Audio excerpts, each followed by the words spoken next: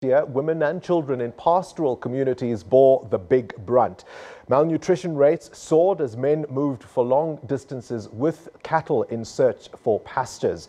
They watched as their cattle, the main source of wealth, were decimated by the drought. Help came in the form of chicken.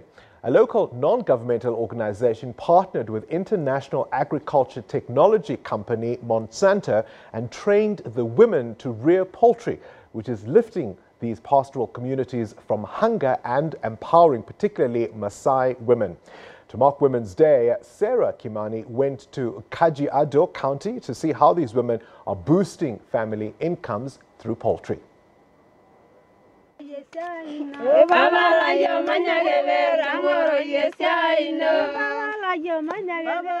It's the end of a long but fruitful day for this group of Maasai women in Kenya's Kaji-ado County. Evident in the amounts of money they are able to raise in their weekly chama meeting, the equivalent of South Africa's Stokvels. I never lack money to give in the women's group because I always have money from the egg sales. It was not always this way. Persistent droughts here decimated their herds of cattle, leaving families in despair. When Latia Agribusiness Solutions, a local non-government organization based in Kaji-ado, visited her homestead with what seemed as a solution, Joyce Matthew did not think twice. Together with hundreds of other women, they opted to take their chances. I started poultry rearing last year. When Latia came to us, they gave me 10 chicks. I now have 34 chicken. The success of the project depends on monthly trainings carried out by local experts. We are here just in time for this month's lesson. In total, we have 2,500 farmers. So how it operates, we cluster farmers in groups of 50. So for instance, this homestead, we have a number of 2,050 farmers. In that cluster, we have a facilitator. In the same cluster, we have a demo farmer.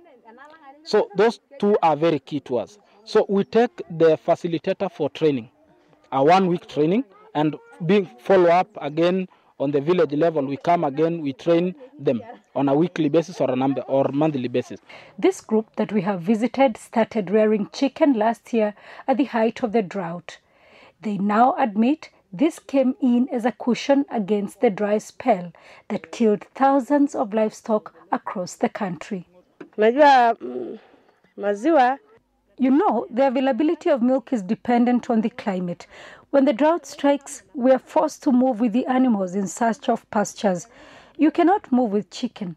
Take, for example, following last year's drought, we now do not have any cow that we can milk. Climate change has forced the Maasai to think outside the box. The women are moving away from what their husbands do, keeping livestock. They're now keeping chicken, which subsidizes the income of the family.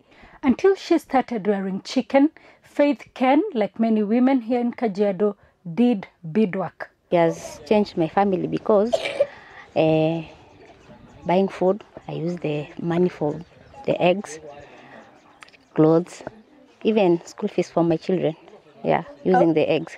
It is not just about adapting to the effects of climate change. The proceeds from the sale of eggs are empowering the women, who earn up to $100 a month. While men own the cattle, women now own the chicken. You see, if I have a friend, I can give her a chicken or sell it and earn some money. But cattle and goats belong to the man, so you cannot sell. It was also very important for them to provide food. There is very high malnutrition levels in most of these pastoral communities because of lack of proper nutrition. And poultry provides both meat as well as eggs. So it's not just about income, it's also about having good food for their children.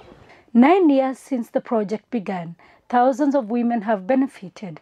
The ripple effects going beyond the groups. Farmers from within, those who are not in the project, are coming and buying eggs from the farmers on the project. So they're also going to breed using the eggs that these farmers are doing. The initial investment is just $40 per woman. So it is not that big money, and it's a myth within development world that you need a lot of money to actually bring change.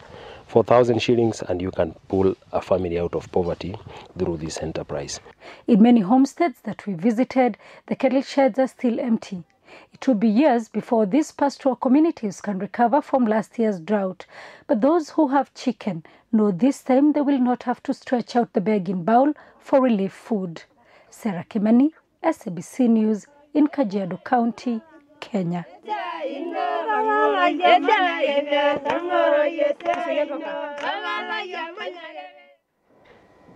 Poultry farming there in Kenya